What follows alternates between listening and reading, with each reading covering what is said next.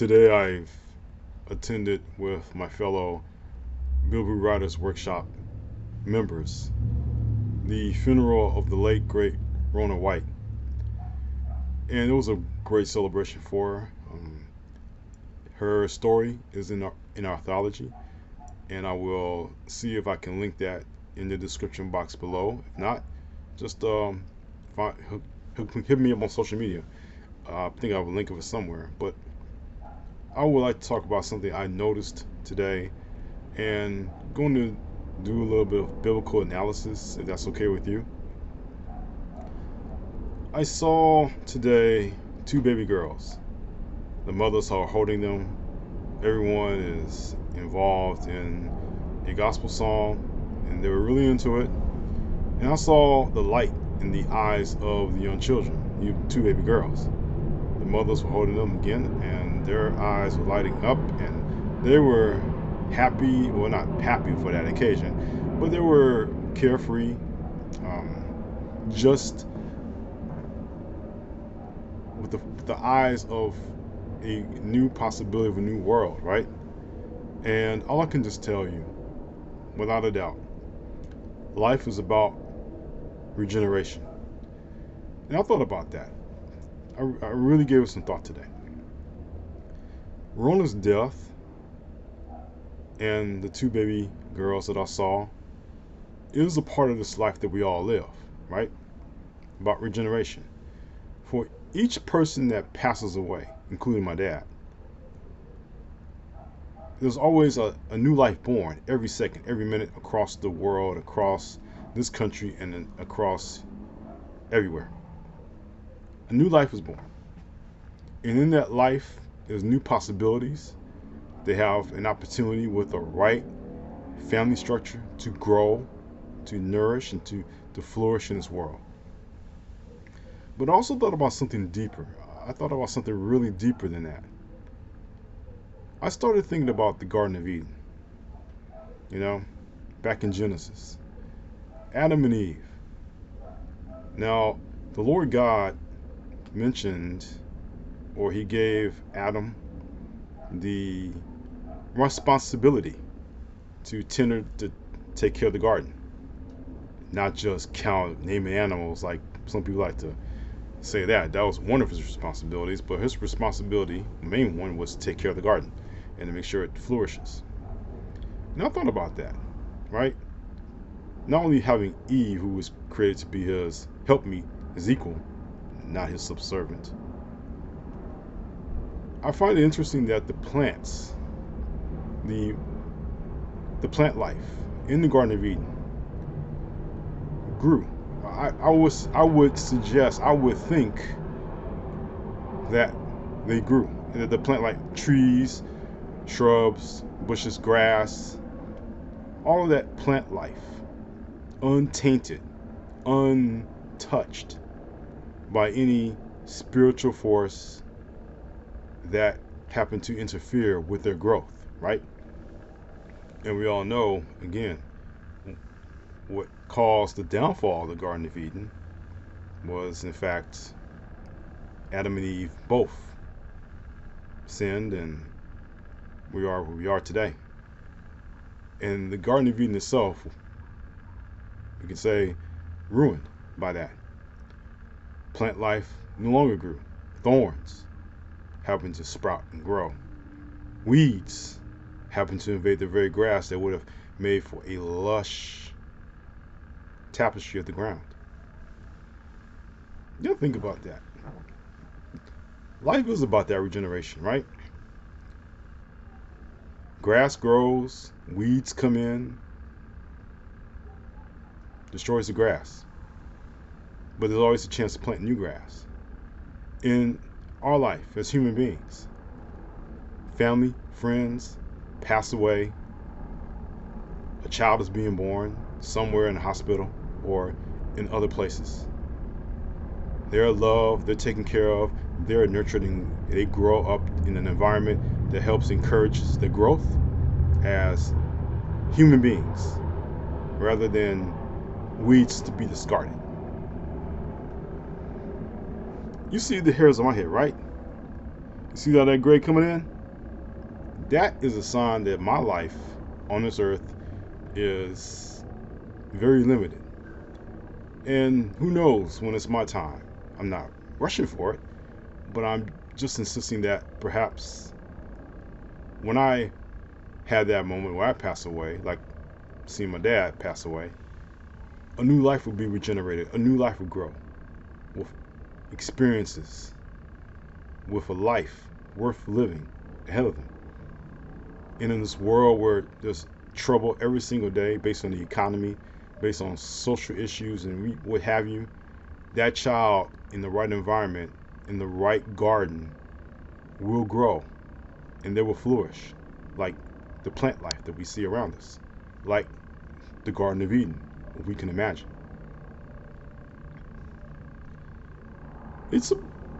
I don't know, maybe I'm being too metaphysical with this, but I'm just like to say that that's what I was thinking about today in Rona's funeral, is that life is just a part of regeneration. She passed away, and her daughter will now bear that responsibility of honoring her name, her family, you name it. But at the same time, if you really think about it, there is a baby on the very same hour that Rona passed away. A baby was born. A family will love that baby, surround itself with its love. At the same time, sorrow that Rona passed away, a life well lived, well deserved. Her efforts on this earth meant so much. And that child who is now born, who is now part of this world, who is now part of the human experience, if nurtured and protected and allowed to grow and to flourish like a plant on the ground, like grass rises high in the sky, that child will have an opportunity to live the best life it's ever had. Just like the greenery in the Garden of Eden, before the sin that touched that garden through infractions would have a chance to engulf that entire garden. I'm going to throw another thought out there. And I wish to say that, what if?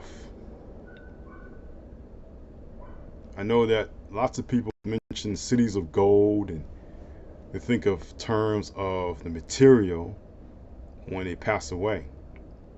But what if, when we transition, that we wake up in a lush garden, the Garden of Eden?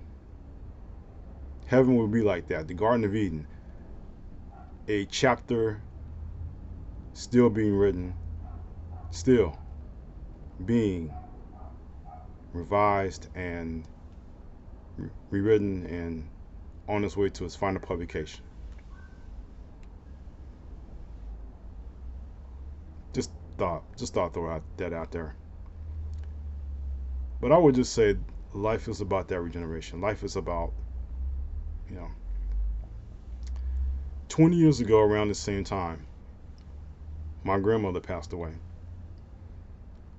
And it was hard.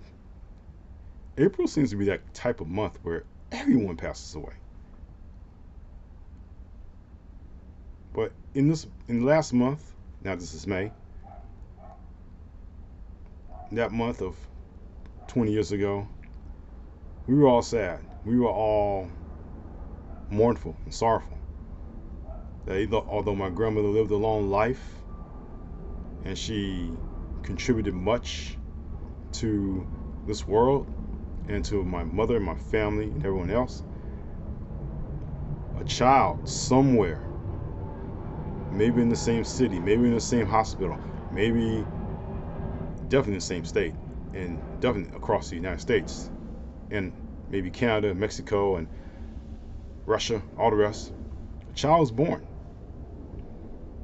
baby in the hands of a mother or father or other who gets to hold that child, watches the joy in that child's eyes that they are alive, that they are able to live, and they are able to experience life. If we train them the right way, if we grow, we water them with love, if we able to make sure that they are nurtured in a family that encourages justice, peace, harmony, and fairness. Not. I know people are going to complain about DEI, but it's not. It's beyond the political, beyond the propaganda. It's about the realism. That child will now live in a changing world, and that one child that is held in the mother's hands or father's hands can be that change. They can be the one, if they're nurtured right, that can shape the world to a brighter and better future. If we allow them to. If we don't feed them the hate. If we don't taint their minds with the weeds of this world. The choking grass that, or, all the things that discourage them from becoming who they are. I do a lot of young people as my role as an educator. And I see the young people that I've had good relationships with over the years, good young men and women and other people that are going to do something in this world. They're going to be great in this world. They don't see it yet, but they're going to be great. They're going to be significant. No matter their ethnicity, no matter who they are as a person, they're going to be great because I saw it in them. And I still see it in them. I may have disagreements with them. I may have problems with them when they don't do the work. I don't care about that. The fact is, I see the potential. There are the plants that grew when they were held as babies, and now they've grown up and they've graduated, and they're going to do something great in this world. And we as adults better recognize that. We better recognize that our young people need the encouragement, they need our love, they need us to help them grow into tall grass, tall trees that can stand and be colossal. But this world and its propaganda and its hatred, vitriol, jokes, we won't allow for that to happen. Because we are those weeds sometimes that choke the life out of the young people, their ambitions, their hopes, their dreams. We are those weeds that discourage them from becoming who they want to be, and we need to stop that. So I'm going to close with this challenge to all of us. All of us, no matter who is watching. If you have a young person in your life and you see the potential, if you see they're trying, they may not have the best grades, they might not have the best, they may be lonely, they may yearn for someone to be in their life and to talk to them, to listen to them, to help them understand life. Water them, nurture them, let them grow, let them become gigantic enough, like redwood trees, so they can achieve everything they can for not only this society, but for the societies to come. They need our love. They need our encouragement. They need us to hold them close at night when they're crying. Death is about regeneration. And yes, my good friend Rona, workshop member, she has written her chapter in life, but a new chapter is being born, and I saw it in those two young girls today in the service. I saw it. So when people are doubtful about the future, I'm more than encouraged. I am more than satisfied that we are going to see the best of our young people. All we have to do is to help them grow. My name, you know who I am. I invite you to look up the banner above, go to my website, see what I'm up to since I finished my novel, It's All About Fate. Check out my other works as well. You like what you've heard, please give a like or make a comment. We agree or disagree or just have something to say. It doesn't matter. I just want to find out what you're thinking. But I do want to thank each and every one of you watching this for your generosity, for your support, and thank you so much for just being there. Because this is what the life is all about. This is the human experience that we all live. And I want to make sure that if you know someone who has suffered a stroke like I have 2 times, be with that person. Help them through their malady and encourage them to live a better life in a brighter future.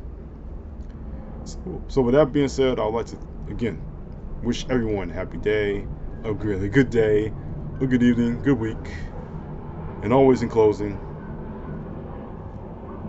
take care.